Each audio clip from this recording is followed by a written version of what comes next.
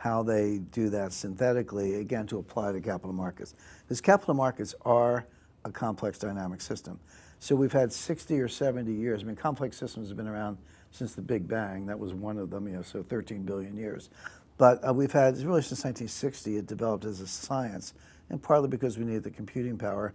And it works really well in so many fields. And then one of the things I said was, why couldn't it work in capital markets? And the minute I said that and started looking at it, it was like, oh, this actually describes what's going on. It's not a bell curve, it's a power curve. It's not an equilibrium method, it's a very inefficient method. I once looked at the list of all the Nobel Prize winners in economics, and I estimated about a third of them were for things that are just wrong, like empirically wrong. Yeah, it's like it's Eugene totally... Fama, efficient markets. Markets aren't efficient. Why did the stock market fall 22% in one day on October 19th, 1987? What's efficient about that? But there are these other tools that you can use. So I've had meetings, in Los Alamos, and I said, we could crack the code here. We get some physicists, applied mathematicians, a psychologist, an economist, a lawyer, maybe an artist. Who knows? Get an eclectic, real diversity, not the other kind of fake diversity, and just work as a team, science, and crack the code in capital markets. And we love that. What a great idea. Let's put that in some kind of proposal. Let's get some funding. Let's do it. I talk to PhD economists. They say, you have nothing to teach us. Would you want to join this team? Why would I want to team up with a physicist or we have it all figured out? So I'm like, okay, so the impediment to improvements in economics are the economists themselves, because they don't know what they're missing. And it's relatively early, I think. I mean, when I first started looking at it, I just got to Wall Street. And just because I'd been on a junior hockey bus, I'd always read and read and read and read. And I ran into all this literature from the Santa Fe Institute, which is essentially, when it was only in the late 1990s as this came to be, so it was relatively new material. And I was like, wow, this makes more sense. And of course, I just came out of a liberal arts education where that's kind of how you learn, or at least they teach you to be a little bit around the rim on everything. And I'd been taught by Schiller and Mandelbrot. I mean, so there were a lot of there's mean reversion, there's this, there's that, and that's why. I mean, there's a brilliance to what you do, at least according to me, because I find this to be the better way. And this is it's a real appropriate thing. There have been some Nobel Prize winners. Like if you think about Herbert Simon, which is one of the best books I think has been ever written, because it's by a polymath essentially. And here Charlie Munger and Buffett cite that as one of their favorite books, but nobody ever talks about it. Well, I only disqualified a third. There are 2/3 that I think did some good work. So I agree with you on that. Yeah, it's a fascinating thing. I said I wasn't going to start with your book because I want to start with fraud, crypto fraud. But lo and behold, you just start talking, and I'm like, well, he just actually started this book with a quote from Matthew that essentially does incorporate where I think people got screwed. I mean, and in his quote, for those of you that haven't read his book yet, to anyone who has, more will be given, and he will grow rich. From anyone who has not, even what he has will be taken away. And that's the thing, Jim. It pisses me off. I'm on it all day long, every day. Coyotes and I retweeting each other. You were on it early. I was on it, but didn't see it until it became readily apparent in front of me. But the people that are going to get killed by this, quite literally, through poverty or loss of wealth or otherwise, in some cases life, there's suicide watch hotlines on this, are the people who had the least to lose. And I mean FTX accounts to everything to Luna Coin, whatever. I mean the whole bloody thing was a fraud to them. There were many more people that are going to get hurt by this than Bernie Madoff or Jeff Skilling. There's been so much attention. This Sam Bankman-Fried, his new nickname is Sam Bankman-Fraud, but he's been doing all these interviews and all this stuff, which is part of the con. I mean, if you know how, of course you do, how these things collapse, how they cascade, you build up a balance sheet and all of your assets are illiquid coins, you print it yourself, and your liabilities are real money to real people. That's not going to last. But whether they imagined it was okay or they were just outright crooks and didn't care, it doesn't matter, because you're supposed to know better. You can't be in that business and do what they did and not take responsibility for it. But he's making a little tour, apology tour, whatever you want to call it, Stephanopoulos and Andrew Ross Sorkin and all these people, and he's saying, yeah, you're right, we really did screw, we effed this up with the risk management, we should have thought. I was like, no, you're a crook, you're a fraud. You're now you're extending the fraud by pretending you were just a bad manager. There are bad managers, there are bad risk managers, and people lose money, but they're not crooks. But this guy was, but now he's just extending the fraud. But a reporter, has actually tracked down some of the people who lost money in this, like real people. One guy, was $2 million, another guy, 15,000, but it might have been like his last 15,000 that he threw into this. And I know people made, bought Bitcoin at $1 and sold it at 20,000, made $20 million, paid their taxes like good citizens, and they've been kind of going around the world ever since. So those stories are real, but there also there was a garage mechanic in Korea who hocked his inventory to buy Bitcoin in 2017, just before it crashed 85%, and committed suicide. So there's no, the first thing that strikes me about the whole crypto world, there is no wealth creation. It's just, the best metaphor I've been able to come up with, they're casino chips. You go in the casino, put your money down the roulette table, croupier gives you a pile of chips, you gamble them. You might win, you might lose, but when you're done, those chips aren't, all you can do is take them to the cashier and get your money out. You can't take them out on the street and spend them. In other words, it's a token inside a closed environment that can be, you can make or lose money, I'll grant that, but it's not good for anything else. So I started out with kind of this crypto is a token that only has any value in the crypto world. Now, what happens when you want to get out of crypto world? You say, I'm ready to cash in my chips. I'm ready to go to the cashier. Here are my tokens. Give me my dollars. Well, Sam Bankman-Fried's answer was, we're closing the cashier window. Exactly. You can't have it. The other thing that strikes me about this, and this has been fascinating, okay, the coins themselves, Bitcoin, whatever, I think I have a pretty good handle on those at this point. But I watched this infrastructure be built, and it basically mimicked the Wall Street infrastructure. It wasn't just coins after a while. It's like, well, we need custodians, we need exchanges, we need technicians got involved. They start doing, these candlestick charts and 200-day moving average, and I know all that from Wall Street, right? Yeah. I've been doing that for 40 years. But I'm like, wait a second, you're acting like the research department of Goldman Sachs, thinking about, like Tesla, for example. You may love it, you may hate it. That's a choice. But they make real cars. There's a car there, and it doesn't have to be tangible. It can be intangible. It can be an insurance company. That's an intangible product. But you get real insurance, and you make a claim, they pay you. So the Wall Street infrastructure, technical or fundamental, trading, exchange, custody, all that exists around some real stuff. Again, tangible or intangible. Here, you've mimicked the infrastructure, but to quote Gertrude Stein, there's no there. And a lot of the money that's been made in crypto world is not, I bought a token and it went up. It's, no, I own an exchange, and Sequoia or somebody, gives me a $25 billion valuation. I'm a 90% stockholder. I must be worth, whatever, 20 billion plus. And that's all crumbling, and it's going to continue. What we both know about how complex systems collapse is there's a cascading effect. The water does not go back up the waterfall. It just keeps cascading down. So we've seen, Genesis is reported, considering bankruptcy. They haven't filed yet. There were other exchanges that have filed for bankruptcy. It turns out that some of these exchanges, they had all these coins, and they put it in with FTX in custody. FTX was their custodian. It's like, well, I got some. I'll deposit it with FTX. Of course, they're not getting it back, so now I can't pay my people. I'm going bust. So we're seeing these cascading failures in crypto world, and we'll see more. The question I'm studying and asking is, at what point does that leach over into the real financial world, right, the world of real broker, the Lehman Brothers of the world, et cetera? And I expect it will. But these things don't happen overnight. Everyone's like, you wake up the next day, oh, it's all good.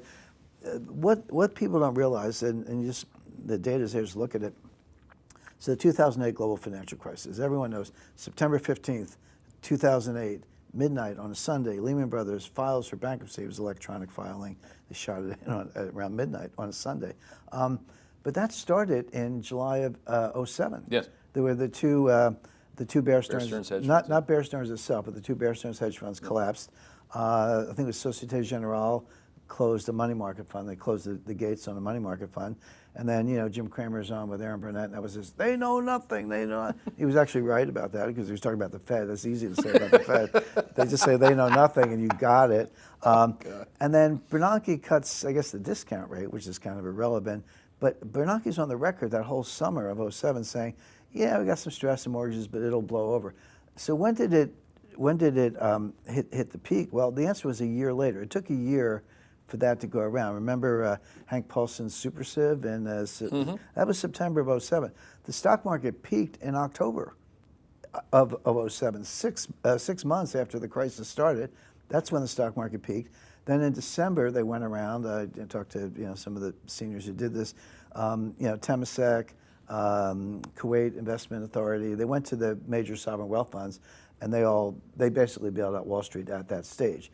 And then it was quiet a little bit in the winter of '08, but then boom, Bear Stearns in March, Fannie and Freddie in June, and then Lehman in September. I remember just a quick anecdote. I was for about 5 minutes. I was an economic advisor to the McCain campaign in August of '08, and it was right after the Congress passed the bailout legislation for Fannie and Freddie, and I'm on the call. You know all the names: Douglas Holtz-Eakin and John Taylor and all these guys.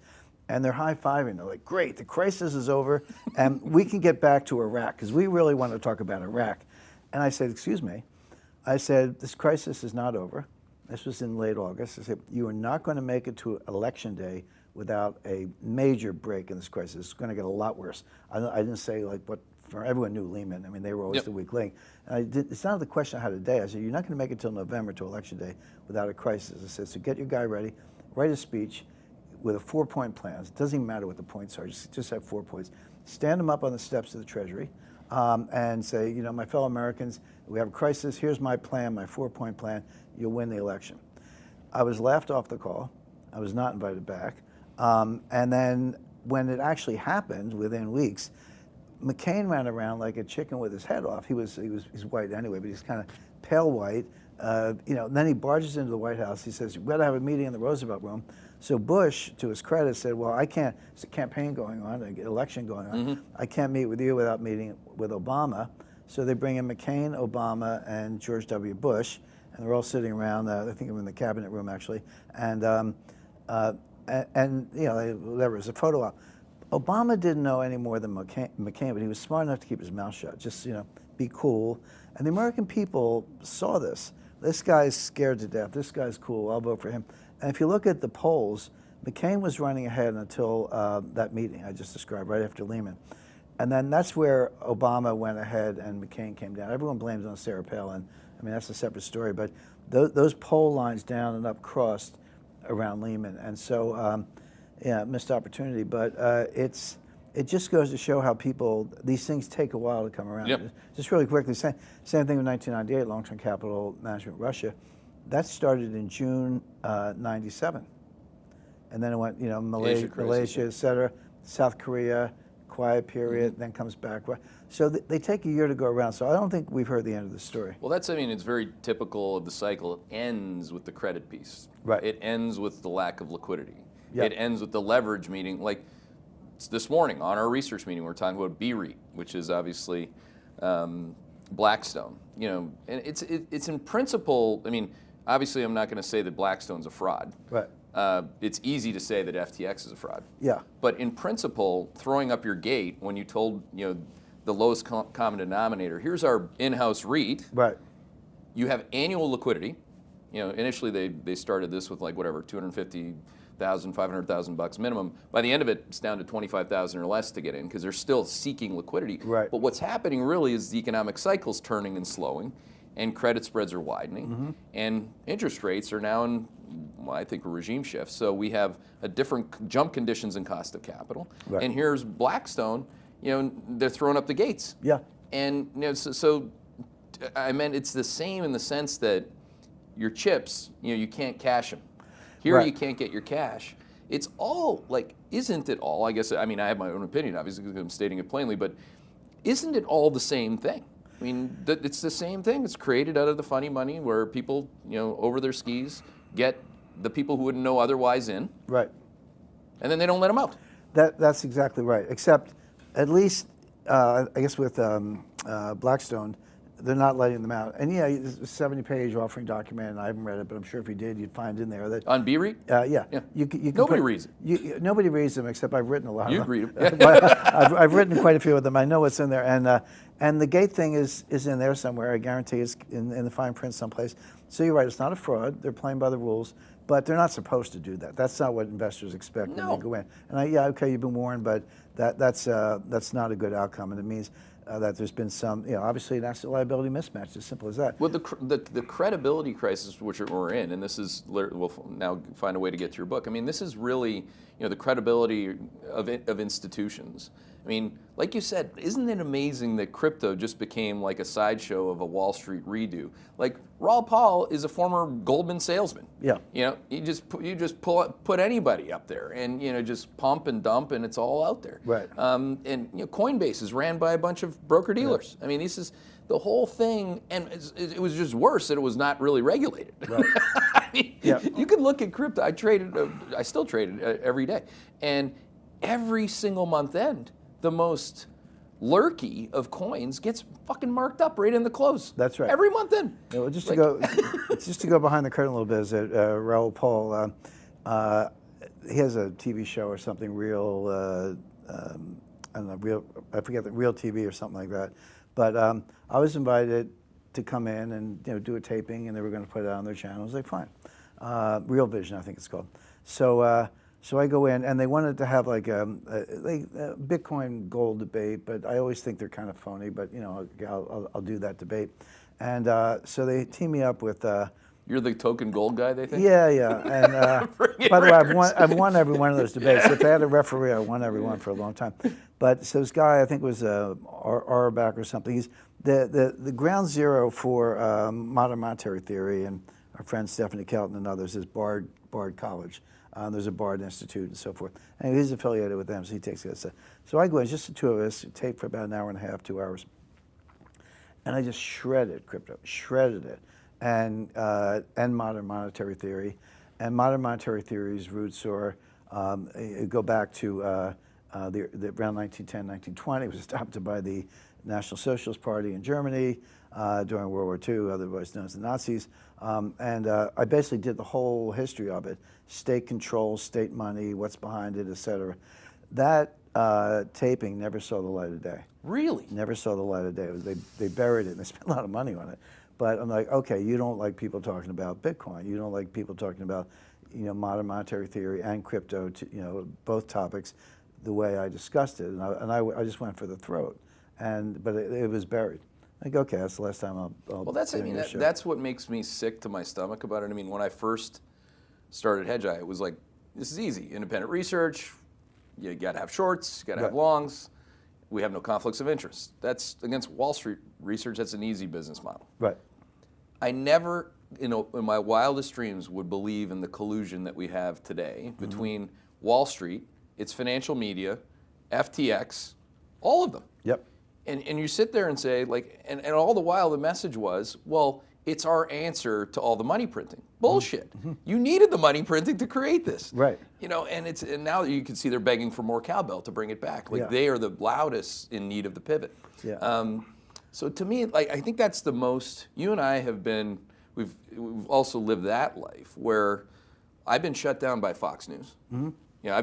The minute that we wrote a short report on Maria Bartiromo's husband's company, right. ETF company, Wisdom Tree, I was done. Yep. And we were right. Right. I mean, we're dead right. And being right is now no longer, it's interesting. They don't want us to be heard. Right. But I think people can hear us right now. It's an amazing thing. Yeah, my wife sometimes gets discouraged because my wife just believes in like accountability. It's just like, just be fair. It's not even Republican or Democrat. That's her thing. And you see time and time again, you see fraud, corruption, scheming, or worse. And it gets exposed kind of, but there's no accountability. No. And but she's still kind of in a New York Times, Washington Post mindset. And I said, well, actually, there are a lot of channels out there. I'm very active on Twitter. Yep. You've got your own program, very successful. There are a lot of, actually books are one of the few areas where you can actually say what you want. Do you have a good publisher, a good relationship? They haven't squashed my books yet, so I'm happy with that. But there actually are a lot of channels to get out there. Yes. So I'm like DK'd at Real Vision or whatever Paul's thing is. That's okay. But there are plenty of other outlets, and you just have to stay on your game. You just have to stay focused. I say, I do a ton of writing. I said, there's never been a time, it's hard work, but there's never been a time when I sat down and didn't have something to say. No. Because there's no shortage of material. In fact, we do so much work. Yep.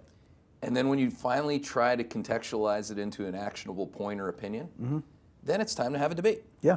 I mean, like you always say, you try to find one thing that I haven't researched right down to the bibliography of my book, and you're going to be challenged. And I believe that because I've studied all your books and looked up all your books that you've looked up. Yeah. So it's a very interesting time where I forget what the adage or whoever it was that said it. I mean, it's really easy to have a political opinion about nothing. I mean, Right. a feeling about nothing. Yeah. Hodl, that's easy. Right. It's much harder to have researched it and have a debate. Yep.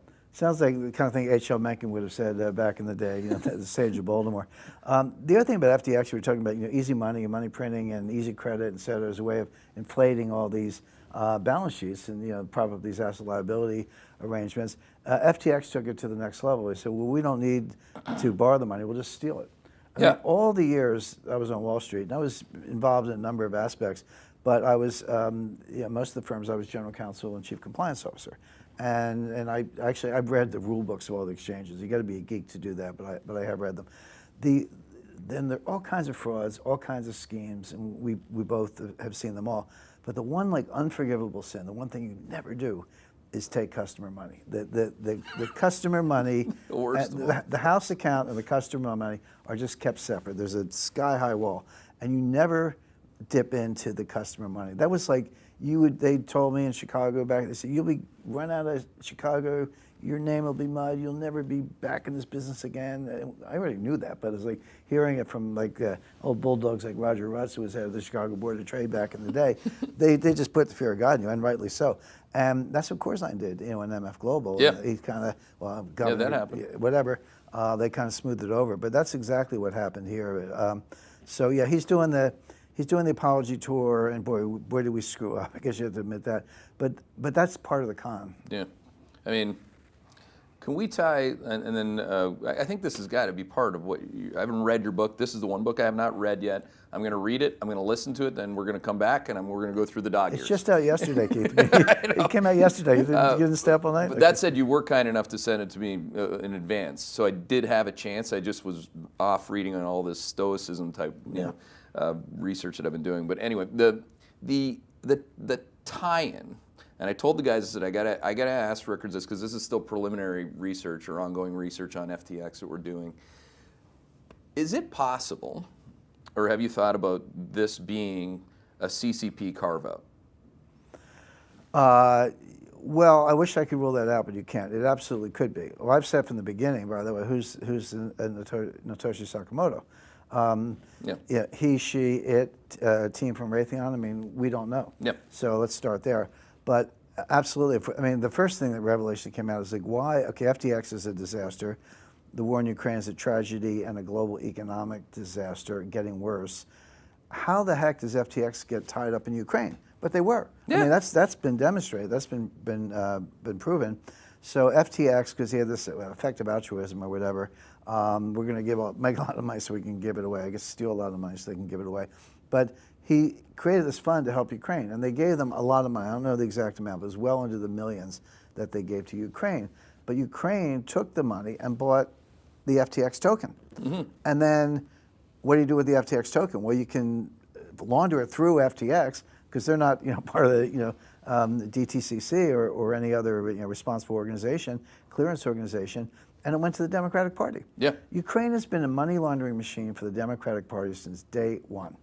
Through the 90s and the 2000s, whether it was Hillary or Biden, now basically they helped to preserve the Senate, partly with a lot of money that went into races like Nevada and Arizona that were close races. I don't want to get into the politics, but that money came from Ukraine.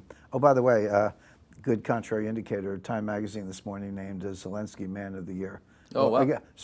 Person of the year. I misspoke, but yeah, Zelensky's person of the year. I give him about 4 months, by the way. I mean, it's impossible. If you look at Sequoia's long history of being the most, if not one of the most successful Chinese investors. Yeah. Direct. You cannot be that without direct links to CCP. Oh, All yeah. the contacts fully loaded. Absolutely. There's an interesting. Is very interesting, like how this played out. I mean, the head of crypto at Sequoia, a guy by the name of Matt Huang, who basically then left and started. I believe it's called Paradigm Capital, and it's one of the only firms that's linked currently with Citadel Securities to execute on. So I think of this guy as the guy who opens the doors. Yep.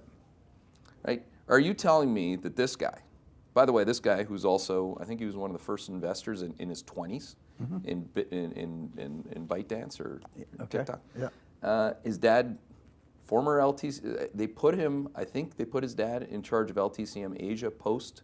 You probably even know the guy. I don't know the guy because they have different names. Yeah, we did have a Tokyo office. But I couldn't, like, I'm telling you enough of what I know without going. But the direct link between China power to China, access to venture capital, Right. it's sitting right there. Well, it's hard. That's right, Keith. It's hard to look anywhere without finding Chinese influence. And I'm not talking about Chinese Americans. I'm talking about the Communist Party of China, which is what your reference was to. Yeah, and they've been working on this for 20, 25 years, maybe longer. And whether we see it in the universities, in research grants, think tanks, and then I've been on some think tank boards and so forth. Yeah, it's a high-powered group, and everyone's got a good resume and all that. You're trying to do some work, but then you're like, do you know the background of every person sitting in every boardroom, board meeting? Probably not. And yeah, they're like termites. They've infiltrated all these organizations. So I haven't seen that direct proof, but it wouldn't surprise me at all. In fact, it's probably more likely than not. Ask yourself why. Like I always say with my analysts and otherwise, like, why did this happen? How did this happen? Why is pretty, if you get it back to the political donations and the media push, I mean, it's not like FTX just started last week. Yeah. I mean, it was obviously against Trump. It was against a lot of different things. But it's really hard to get away from that line without at least pursuing it. And again, I think that's the value of having an open conversation and debate about something, is that what happens is that more people give you more inputs. Well, here's where it's fair to use inferential method. And this is used, kind of do this in the intelligence community. I always say if you have all the facts, all the data, a smart high school kid can solve the problem. Yeah, exactly. The intelligence community has to solve problems where you don't have all the facts. And you may only have a sliver, actually. But you can't just say, well, I'll sit here and do nothing until I get more facts. You don't have that luxury because it's life or death, national security is involved. You have to go ahead and try to crack the code, even if you don't have all the facts. But there are ways to do that. Bayes' theorem, which you use, and I'm use quite a bit, where you start with a hypothesis, and if you have no facts, you give it a 50-50. If it's a binary outcome and you have no facts, give it 50-50, because that's the best you can do. But then you keep gathering facts and you keep updating your hypothesis, and it moves. Sometimes you get to 90-10, or it goes against you, and you're like, okay, that doesn't work, discard it, do something else. So, inferential method is fair in a situation like this. And so let's just take a couple of facts that we do know. Sequoia are not dumb. They're not dumb. Okay, they've got an incredible track record. We're very familiar with all their successes. So how could you spend 5 minutes with Bankman-Fried and not come to the conclusion that he's a flaky, nerdy, nervous? By the way, that's a tell. Of course, you know. By the way, we study body language. I mean, I get a lot. Like when Powell's giving a speech, I don't just read the transcript. I watch it live on TV because the body language, you can tell when people are lying. The camera doesn't lie. When you're on TV, we kind of are right now. People actually, they don't listen to that much of what you say. They kind of listen. They look at you and they look at your face and they say, is this guy honest? Does he know what he's talking about? Is he a straight shooter? Or, are his eyes going back and forth? Is he wiggling in his chair? Those are all tells. And they form a judgment about you and they believe you or not. But you couldn't spend 5 minutes with Bankman-Fried without coming to the conclusion that he's, he wouldn't, I've seen 40-page due diligence questionnaires. When I've been, raised money for hedge funds, been on the other side of that.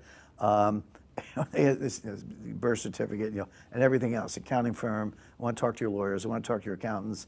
I want to see work papers. I want to talk to your banker. I want your banker. That's how you do due diligence. He wouldn't have passed any of those tests, which means they were never done, right? Because he didn't have any of that. Even the bankruptcy trustee, the guy who did Enron, he fixed Enron. He wasn't one of the crooks. But that court-appointed trustee went in and said, I've never seen such a mess. He said, it's not even the records are bad. There are no records. They were approving billion-dollar loans with emojis. Like, hey, could I have $1 billion? And they would send back a smiley face, and then somebody would wire the money. So, okay, so again, inferential method. Why would Sequoia greenlight that investment when we know they know how to do due diligence? We know they know how to ask tough questions. They have a good track record. How did this guy pass muster? Unless there was an inside green light. Somebody said, go ahead and do this, put some money in here. And then that's a fair inference. Not accusing anyone of anything, but that would be where I would start the analysis and say. Well, I don't know where else you'd go. I mean, like Coyotes or Coyotes mainly. He's like, who's Friedberg? Yep. Who's Bill Wang? Like these are. Where else would a good Bayesian boy like me, and Bayesian inference process, look it up. Where else would you start than the people that were running the damn thing? Exactly. I mean, Exactly. It's like that's why it's so incredible. And why Tucker Carlson's like, how did these two bozos figure this out? Like me and Coyotes. Yeah. He didn't say it that way, but it really is. I mean, asking some pretty basic starting questions. You were asking basic starting questions that they couldn't answer, not even close, let alone the 60-page due diligence questionnaire. Then how does Temasek get involved? They're not. They've been around the block a few times. One of the most sophisticated sovereign wealth funds in the world. Well, I don't know. I mean, Singapore's kind of close to China, if you ask me. So these are the right questions, and this is the path to go down if you're trying to crack the code. We don't have a smoking gun, but there's a lot of inference and a lot of reason to think that there's so much more here than meets the eye. And if they don't arrest this guy, that's all you need to know. He's being protected. He's being protected from the White House on down. If he's not arrested, Donald Trump, the Trump organization got convicted of tax fraud. I'm a tax lawyer too. I got a graduate law degree in taxation. Okay, I'm not questioning the trial and the jury. What I'm questioning is there's probably not a real estate company in New York that doesn't give out a few perks here and there. And I'm not condoning that. I'm just saying it's the norm. And if you want to go after it, they're always civil cases. You pay the back taxes and some penalties, and that's how they get out. They don't get. These are not criminal cases. You can make it a criminal case, and they did, but that's not typical. It's it's an audit question. But even if you wanted to go after somebody, you would do it civilly. You wouldn't do it criminally unless you were trying to taint the guy behind it, which of course was what was going on. But this is what's called selective prosecution. Hey, if every real estate company in New York got subject to the same standard, and they all got criminal charges based on unreported perks, okay, that's one state of the world. But it's one and only one firm, and there's a political motivation behind it. Again, I'm not saying that they weren't guilty. I'm saying that they were singled out and targeted. That's the justice system we have today, which is not justice. And so if Bankman-Fried sits there in this penthouse in the Bahamas indefinitely, and the last thing they did before they filed for bankruptcy, maybe the next day, he wired $1 billion to the Bahamian government.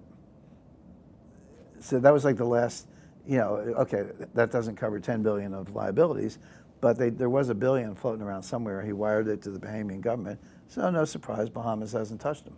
Yeah, selective. I mean, I say it internally. I mean, if I was nailed doing 1/1,000,000th of what Bankman-Fried did, Wall Street would have me on the new Alcatraz.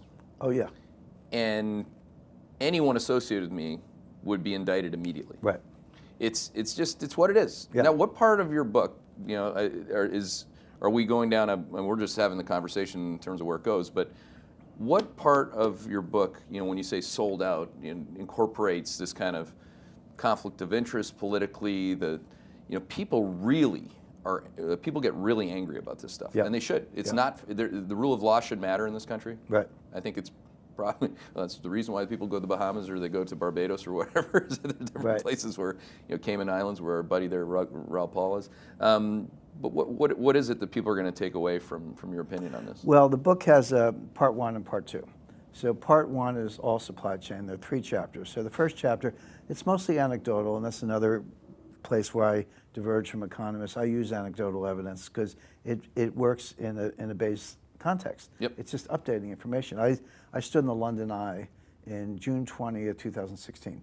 We rented the Eye for two circles on the Ferris wheel, and but you never saw a film crew set up and break down faster than we got to get this done in 2 loops. It was 3 days before the Brexit referendum, and I said, the UK is going to vote to leave the EU, buy gold, short sterling now. And for 6 months, I got unsolicited emails. Hey Jim, thanks for putting my kids through college because that was a great call. Yeah, it was big. Okay, and the polls were like 70-80% remain. Yep. Okay, so how did I do that? Well, there was some more deep dives, but I was in London, and I talked to taxi drivers, chambermaids, concierge, waiters, waitresses, everyday Londoners. I couldn't find one person who wanted to remain, not one. Now London is ground zero for remain. Like Brighton or Birmingham or whatever, they were going to vote to leave. They wanted Brexit, but not in London. That's where all the bankers and all the smart people were. I couldn't find one who wanted to remain. So I said, okay, I'm in the heart of Remain country. I can't find a Remainer, so they're going to leave. But that's the inferential method. That's the value of anecdotal evidence. So chapter 1 is kind of anecdotal. I talked about Junior's cheesecake. They couldn't make cheesecakes this time last year because cheesecakes are 85% cream cheese, and there was a cream cheese shortage. But to make a point that it was real. Now look, it's not like East Germany in the 1950s where you go in and all the shelves are bare. I'm not saying all the shelves are bare, but some of the shelves are bare, and Americans are not used to that.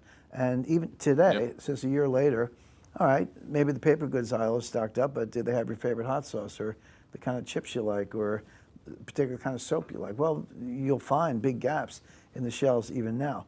But there's a more serious aspect of that, which of course was the baby formula shortage. Now there's a good example of how complex dynamic systems collapse. And how did that happen? Okay, there were 2 infant deaths in the Midwest. That's tragic.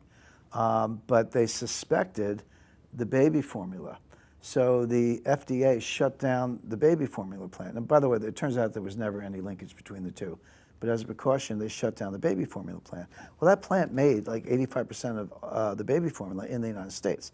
So that was the beginning. So the bureaucrat who did that, issued that order, wasn't thinking, I wonder if American mothers and infants are going to be able to get their baby formula. They just shut down the plant.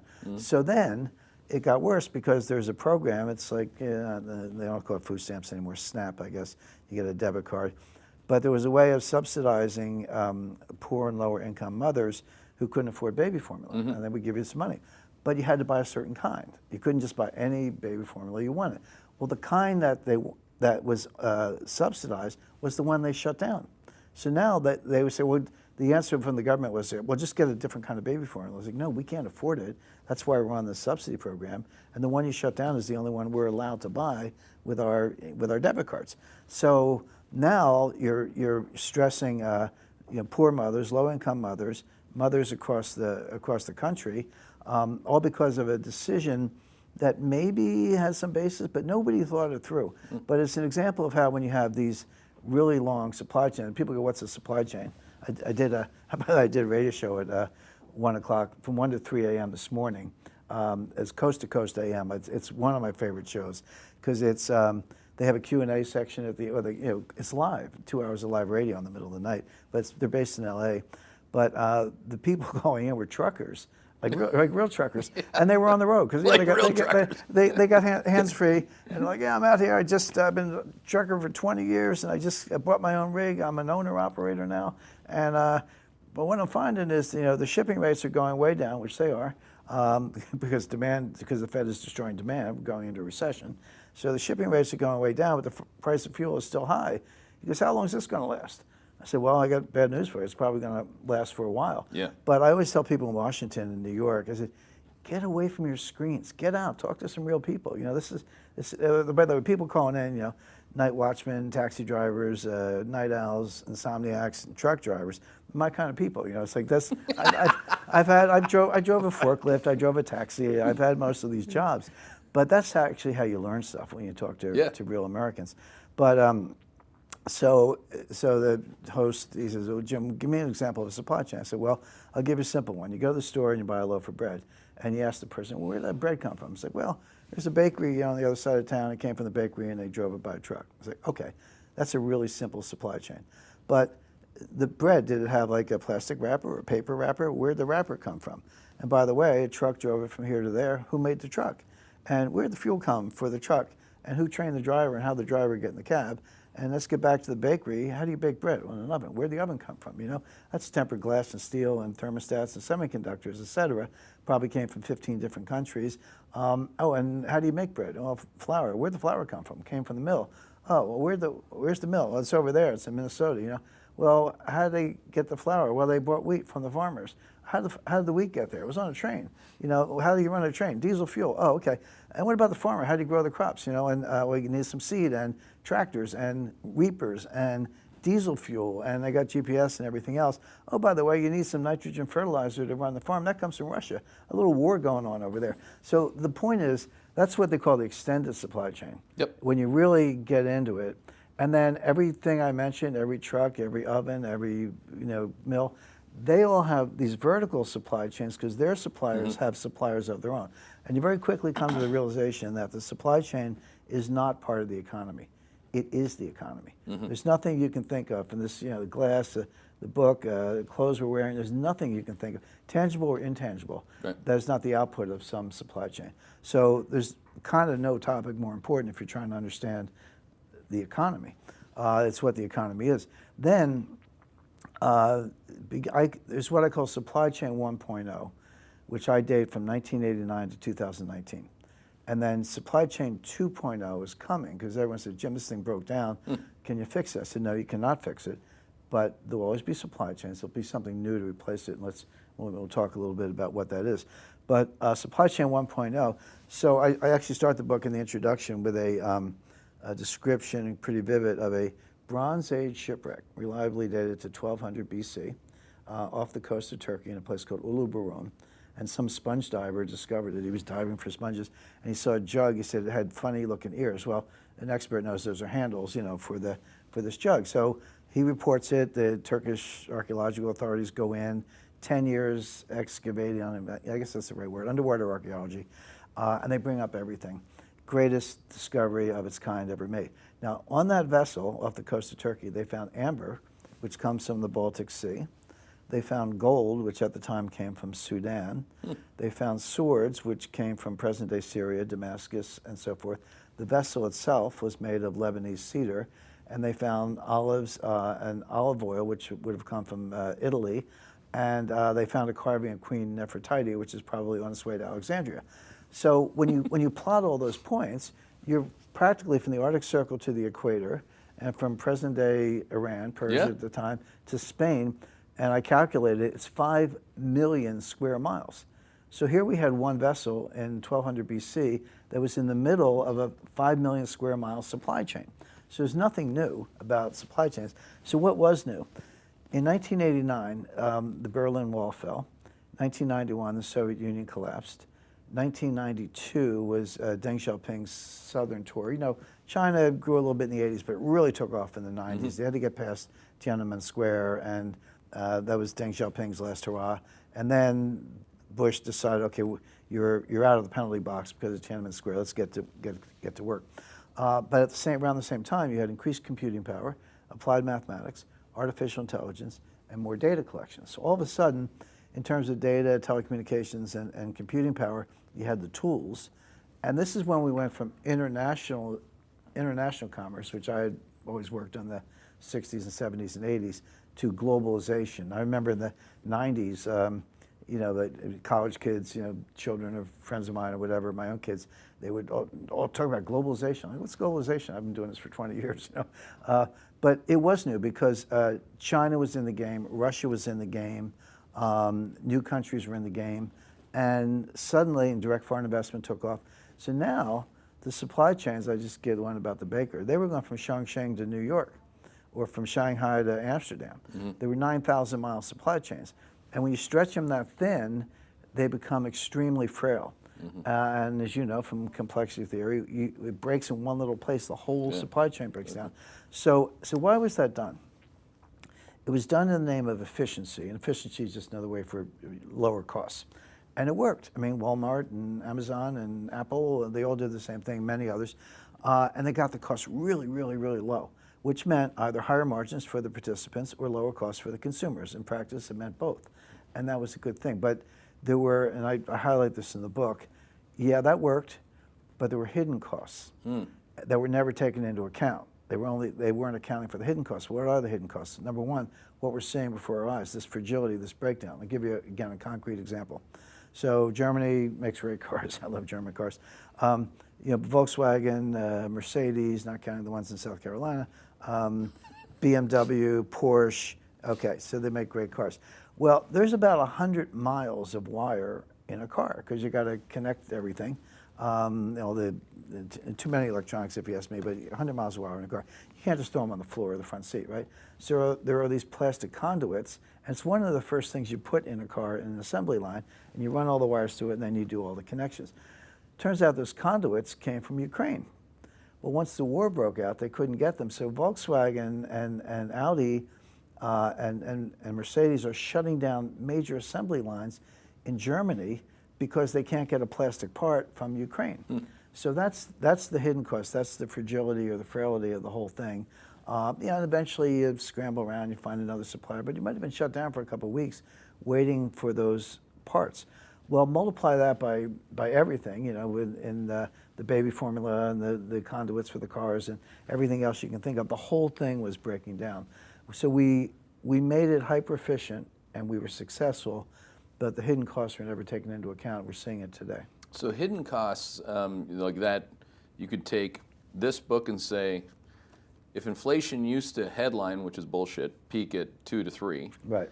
It's going to peak at, it's going to now trough at double that or more because the hidden costs have been revealed. At a bare that's one big block to get past. There are people on Wall Street that I compete with, I guess. It's more like old Wall stuff, right? Like just say shit. Inflation's going to be at 2 next year. I mean, first of all, it's mathematically impossible, right? Owner's equivalent rent is a third of the calculation, and it's going to be at 6 for the foreseeable future with this lag, so that alone is going to be 2. Right. So you would have to, I guess, my next way to explain to institutional clients is going to say, oh, have you read Rickards' book? Because it'll save me some time. Right? Because then I won't have to, because Wall Street's really interesting. An institutional manager, as you know, because you talk to them all and all that stuff, it's Occam's razor all the time. They want it simple, simplified. And you're very good at simplifying the complex. That's what a great book does. But this will allow me to say, I can't say McFly, but look, this just happened. Okay? So if you want to say that is not a factor, then it's still going to be above 2 anyway. Well, now you're into chapter 4. So chapter 1 is anecdotal, like structural supply chain. Yes, structure. Pardon me. Chapter 2 is why did it break down? Where, why, how, what policy, what specific events caused it to break down? And then chapter 3 is why it can't be repaired. I mean, I hate to overuse metaphors, but a good one is you have a really beautiful, expensive vase. Somebody knocks it over and it breaks into 5,000 pieces. You're not going to put it back together. You're going to get a new vase. The supply chain is broken. We cannot put it back together. We won't. Neither the U.S., China, or China want to. And there will be a new supply chain, and I talk about that at the end of the book. But in between, there are 2 more chapters. And our conversation kind of reminds me of my conversation with my editor, who's a superstar, when we were planning the book. And I said, okay, supply chain, got it, do a lot of research, but she said, Jim, you have to have a chapter on inflation. I said, of course, the supply chain is causing the inflation. But I said, Nikki, I'm going to have a chapter on deflation too. She says, why? I said, because that's going to follow, not right away, but that comes next. So we said, okay, so that's the outline of the book. So the chapter on inflation, now here I make, what I think is an important point, and of course you know this, inflation can come from 2 major vectors. One is the supply side, which is called cost push inflation. Costs go up and it gets pushed onto the market and the consumer. The other one is demand pull inflation, which is more psychological. It's driven by consumers. It's like, thinking of buying a new refrigerator, What's the rush? Oh, the price is going up. Well, I better go buy it now because if I wait 6 months, it's going to be 20% more. Now, when you look at the 70s, and I lived through it, that started out with supply shocks from the Arab oil embargo after the Arab-Israeli war in 1973. The price of oil quadrupled in 1974. Now it went from 3 to 12. Sounds, small change compared to today, but it did go up by a factor of 4 in like 6 months. So that was a shock, and then that spread. But it actually, I remember early in the Ford administration, Gerald Ford now and Greenspan, they had these buttons that said WIN, which stood for Whip Inflation Now. It was a big PR campaign. Whip Inflation Now. We were in one of our worst recessions since World War II within 3 months. Stock market fell, I think, 30 or 40%. I was just out of college. But deflation. Yeah. I was just out of college, but I said, I'm gonna go to graduate school, I think. But all my friends went to Wall Street, and they were like, yeah, I'm a Wall Streeter making all this. And they were all unemployed within like 6 months. We were commiserating. but the point is that proto-inflation turned into disinflation and recession and a stock market crash very quickly. But then it came back again thanks to our friends Arthur Burns and G. William Miller. G. William Miller, not well remembered, but probably the worst Fed chairman ever, although that's a major claim. And then they just pumped the money supply, and then it did take off on the demand side. So by the late 1970s, by then I'd actually started working for a living. I was at Citibank, I was the International Tax Council. They used to just give you a raise. You didn't even have to ask. They would say, hey, here's another $20,000. That's back when $20,000 was real money. Yeah. And they would just give you a raise because they were afraid you were going to quit. They'd say, well, thank you. And then they'd give you another one a few months later. That was out of control. And that's when gold went from $35 to $800, a 2,100% increase. And then Volcker came in and crushed it all. So that was the story. Now let's come to today. The inflation is coming from the supply side. It is coming from the supply chain breakdown. The pandemic made it worse. The war in Ukraine made it worse. That's not where it started. I was actually able to trace the roots of this. It started with the Trump tariffs on China in 2018. Now, I don't want to debate tariff policy. I actually happen to think that was a good idea. But what happened next was, so Trump throws the tariffs on like refrigerators and appliances and the solar modules. Well, it was applied to everybody, but China made most of it. So it was really aimed at China. So China shoots back. The two largest soybean producers in the world are the United States and Brazil. The biggest consumer is China. They need the protein. They were buying all their soybeans from the United States because we were buying all the stuff from them. Like, well, what can we buy from the United States to balance the deficit a little bit? They will buy the soybeans. And they did. Well, after Trump throws the tariffs on, China sends all the orders to Brazil. That's not a phone call. I mean, you got vessels at sea, you got port logistics, you got farmers who got to increase their capacity, you got to build new facilities in Brazil, and everyone involved. Nobody wants a 6-month deal. They want a 5-year deal or a 3-year deal at least. So all that soybean production is now expanding in Brazil. All the Brazilian soybeans, or not all of them, but a lot of them are going to China. And that's locked in. That's not coming back to the United States anytime soon. So what do the U.S. soybean growers do? Well, they looked around, hey, the Netherlands, they need soybeans. So we start selling to the Netherlands. But think about what you're doing to transportation lanes. You're scrambling them. Yeah. You're saying, okay, you're not going out of Port of LA, you're going out of Houston or Port of Savannah or Port Elizabeth. And, oh, Brazil, you get better fix things up in Rio or wherever they were coming out of, Buenos Aires maybe, to get those to China, and can you go through the Panama Canal or not? But this was a major reshuffling, and it was the beginning, and then the tariffs went back and forth. They escalated to $500 billion on each side. But this really broke the supply chain, and then the pandemic made it worse, and the war in Ukraine made it worse. Now, how do I know that? It turns out all this data is available. Every vessel has a GPS. You know where they are, where they're going, what's on board, et cetera. And there was an author who specializes in maritime trade. She wrote a book and covered everything we just discussed. But as kind of a blessing, her book came out in December 2019. So it was like a controlled experiment. It was pre-pandemic. Oh, wow. Because if you had the tariff war and the pandemic mushed together, as an analyst, it's very hard to separate this. Who caused what? I got two things going on here. But this is a clean pre-pandemic break, and you can see the breakdown happening already. Excellent. So that's how you can date it. Say, okay, it started in 2018, but of course the pandemic made it worse, and China still got zero COVID. They say they don't, but we'll do the math there. It's going to come back. 1.4 billion people. If they decide to let COVID rip, so here's another Wall Street scam, not scam, but get your pom-poms out. So Beijing, and I spent a lot of time in China, and I dealt with Communist Party officials. Beijing is now saying to the provinces and the cities, you got to ease up a little bit. We got social unrest. If you have COVID, you can stay home. We're not going to put a steel bolt in front of your door and all that stuff, okay? So Wall Street's saying, hey, zero COVID's over, China's going to boom, buy Chinese stocks, right? No. First of all, this is going to last a very short period of time, and the virus is going to start to rip. The masks don't, I talked about this in my last book, masks don't work, lockdowns don't work, the vaccines don't work. 5 million Americans who were double vaxxed and boosted got the Omicron variant in December 2021. So tell me the vaccines work. They don't. Everyone knows that. None of this works. And the Chinese vaccines don't work either, and they don't even want ours. So the virus is going to go where it wants. It's airborne. I mean, the best cure for COVID is to go outside with no mask, get some exercise and sunshine and some vitamin C. And the cure for COVID is COVID. You get it, you get over it, and then that's more immunity than any of these vaccines. They have no immunity. So there are 1.4 billion people in China. The infection rate, we've seen this from the US and Europe, will get to about 30% before you achieve herd immunity. So that's 420 million people are going to be infected. The fatality rate is about 1/4, so it's a 99.75% survival rate, 0.25% fatality rate. So 0.25 on 420 million is 1 million dead, approximately. So they're going to have 1 million dead, but probably 20 million looking for ICU beds. They don't have them. They don't have them. So do people like the lockdowns? No. Were they rioting in the streets? Yes, and that's a threat to Communist Party legitimacy. But if they let the virus rip, that's going to be a different threat, which is the fatalities, the stressed hospital system. That's going to be a whole separate cause of complaint in different parts of China.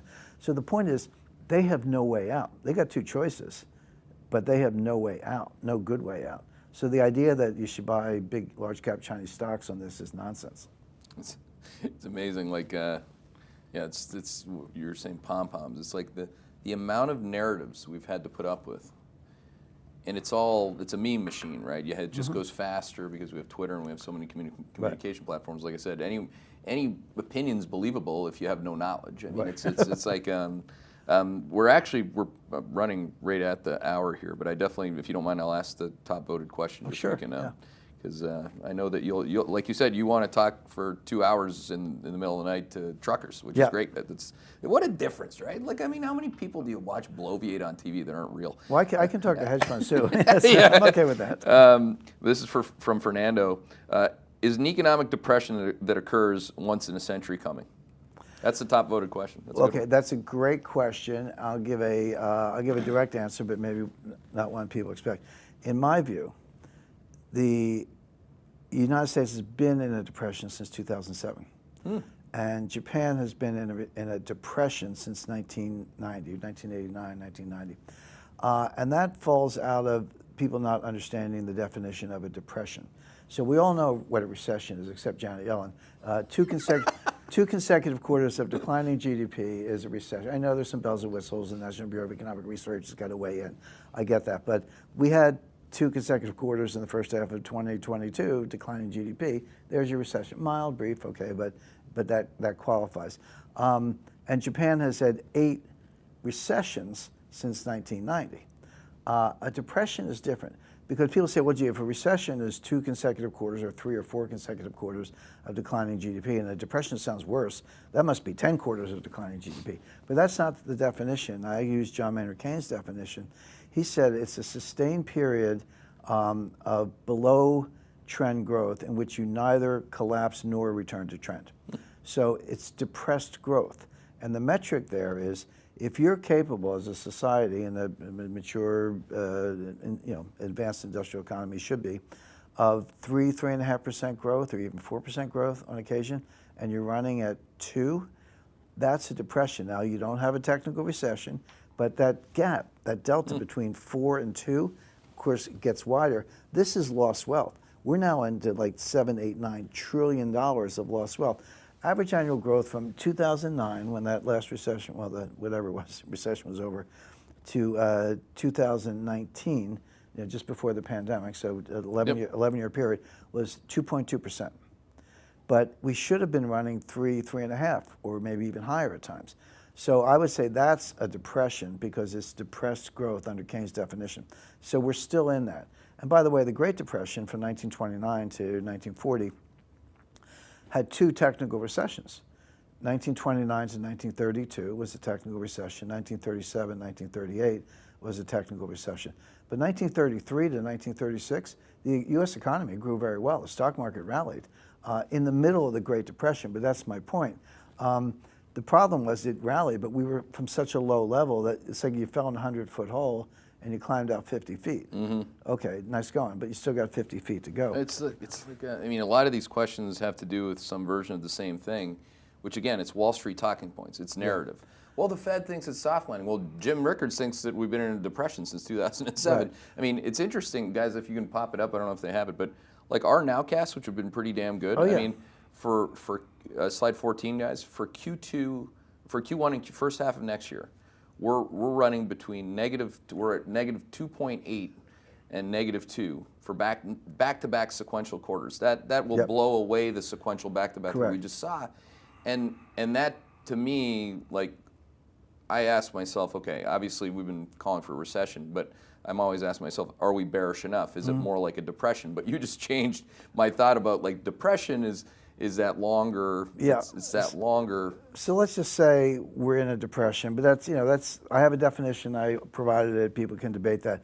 But to your point, Keith, we're heading for a recession. I'm kind of where you are, maybe a little worse. This recession could be more severe.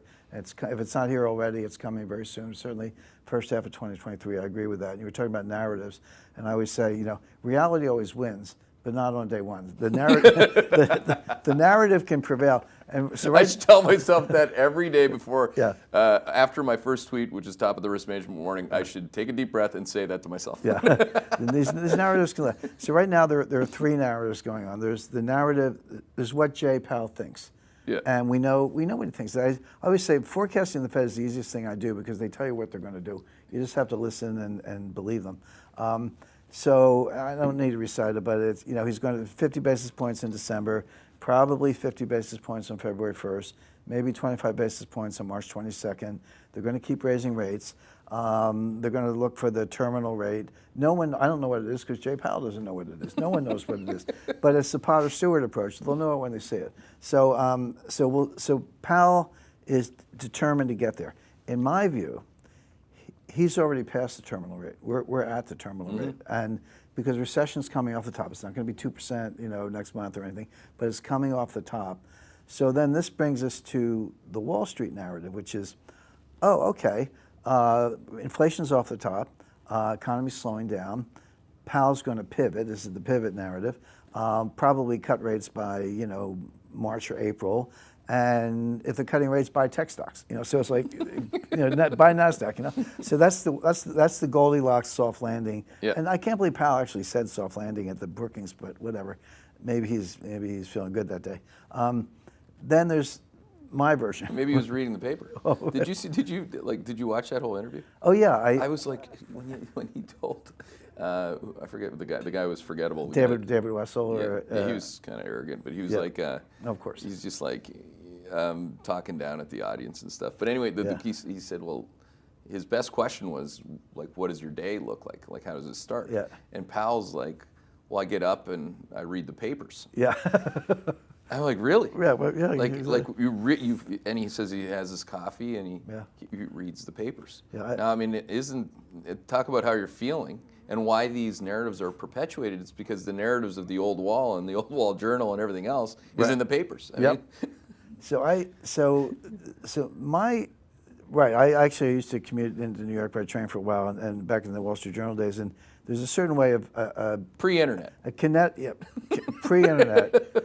A Connecticut commuter to New York could fold the Wall Street Journal a certain way so you could turn the pages without opening up the full spreadsheet and hitting the guy next to you. There was an art to that. Yep. And you got to wash your hands when you get there because you got ink on your hands. The question is, what do you do before work? Because I work. Okay. But so that's Jay Powell's narrative, and I'll tell you what drives it. There's a clue. There's a hidden aspect there that is driving it, and we'll come back to that. Then the Wall Street is, Yeah, you probably are at the terminal rate. Inflation's coming down, so you're going to pivot, cut, and Goldilocks, soft landing, buy stocks. My version is that I understand Powell's path exactly. Wall Street's right that he's probably at or near the terminal rate already. Inflation is coming down already. It's going to come down some more. But where Wall Street is wrong is that this is going to be some kind of soft landing. This is going to be a very hard landing and a very severe recession for a lot of other reasons, including the fact that you're trying to, going back to what we said before, and this is in the book, you're trying to destroy supply inflation with demand destruction. It'd be one thing if you were Volcker and the demand is out of control and you need to crush that, but you're trying to control this inflation with this toolkit. The Fed doesn't drill for oil, they don't run farms, they don't drive trucks, they don't do anything on the supply side. So how much demand do you have to destroy? Such a good point. To affect the supply side? Yeah. So just to kind of wrap up here, but here's what's driving Powell. It's called the Volcker mistake. And if you go back to Volcker came in 1979. He immediately set out to destroy inflation, started raising rates, and he did. But we had a recession in 1980, a sharp one, that had nothing to do with Volcker monetary policy rates. Jimmy Carter put some stupid order on credit cards, and Americans put some cap on credit card interest, and Americans stopped using their credit cards. And it was like the pandemic. It was like you shut down the economy. Oh, gee, that was dumb. So they fixed it, and it went back up again. But in the middle of that, Volcker blinked. He lowered rates 7 percentage points in the middle of that 1980 recession. But inflation wasn't dead, and it came roaring back. And then he had to take it up to 20 to finally kill it. And I talked to Volcker about this. He said, yeah, that was a mistake. But Powell knows. You mean the pivot? The pivot that was actual pivot. That was a real 7 percentage points. And Powell knows that history, and he was around too. And he doesn't want to be that guy. He doesn't want to be the guy who blinks early. So while Wall Street's saying, hey, you got it, you're at the terminal rate, inflation's coming down, he's like, that's what they told Volcker, and Volcker pivoted, and it was a major blunder, and it was much more painful to fix it the second time than if he had just persisted in the path. Powell doesn't want to be that guy, so he won't blink, and he will raise rates in February and March, but by then it will be way past the terminal rate, and that's such a good point, Jim. That last point is what I always say. Because clients will say, "Well, when do you stop being bearish?" It's the same question. Everyone wants to know where the upside is, and it's like it doesn't matter. Right. The reason why BREIT just happened is because these rate hikes just happen. Right. What just happened in housing? Home prices going from up 23% year over year to down 8%. Right. The biggest drop in human history. Right. Is a function of a mortgage rate being 7%. Sure. So if they raise rates by 1 basis point, Yep. it's gone. Yep. So it doesn't really matter. I guess in a way, it's similar to calling the '08 crash. For me, was easier because there was no Twitter to answer to. Yeah. Right. There were no. I didn't have. I had I don't know 5 clients, and you'd have an 11% stock market rally in a day in the S&P 500 because Bernanke would say something. Yeah. With Powell or with Paulson. Now it's like again, you look back, the CPI rally, the 2-day rally, mother of a rally, worst day I've had in 2 years was the big one, that 6% update for the S&P. Right. And then last week's was 2.5-hour rally on the Powell speech. 2.5 hours. Yeah. Right? So you're getting further and further away from oh wow to oh shit. Right. Oh wow, inflation came down. Yeah. To oh shit, this is a bad recession, and he's going to keep raising rates. That's right. He's going to raise. He's already been raising rates into economic weakness. Now he's going to raise them into a recession. I'm a critic of Milton Friedman in some way. He was a great humanitarian. As an economist, I have a few criticisms. One thing he got right that everyone agrees on is that monetary policy acts with a lag, an uncertain lag. Well, I'm sorry, you started raising rates in March. The policy rate on March 1st was 0. Now it's 4.25. It's going to be 4.75 in a couple 10 days or less, and to go from 0 to 4.75 in 8 months, 9 months, that's more than Volcker did. He eventually got much higher, but Powell is determined to avoid this mistake, what I call the Volcker mistake, and he's going to keep raising. Now they will pivot, but it'll be too late. It'll be after the damage is done. So. That's what I say too. If you get your pivot, it's because I was right. Yeah, that's exactly right. Yeah. So, well, you and I agree on a lot of things. We debate a lot of things. Sure. I could talk to you for another hour, and I'm sure everybody really enjoyed it too. So thanks for your time. Don't forget to Don't forget to get Sold Out. It's the latest in a long compendium of Rickards books. By the way, if you haven't read any of them, I'd start with the first one and go through all of them. You're going to learn a lot.